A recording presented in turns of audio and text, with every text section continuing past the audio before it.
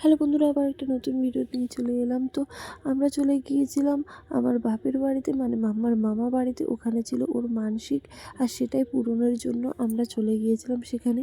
আর মাম্মা পুজো হওয়ার পর প্রণাম করে নিল। ও একটু বেশি ভক্তি আছে। তারপর দেখো এখানে কীর্তন হচ্ছিল আর বাতাসে ছড়ানো হবে। আর রাত্রে ছিল একটু বালক ভোজন। মাম্মা তো খুব এনজয় করছিল। তারপর ও দাদু ভাইয়ের কোলে উঠে বাতাসে ছড়াচ্ছিল।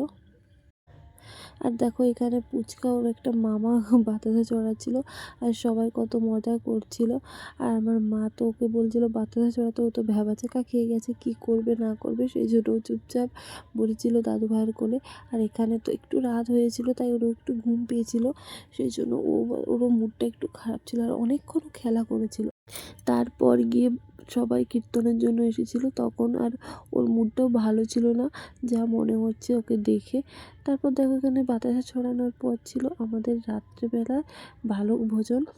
বালক ভোজনের জন্য খাওয়া দাওয়া প্রায় শুরু হয়ে গিয়েছিল। ওর পাপাও এসে গিয়েছিল।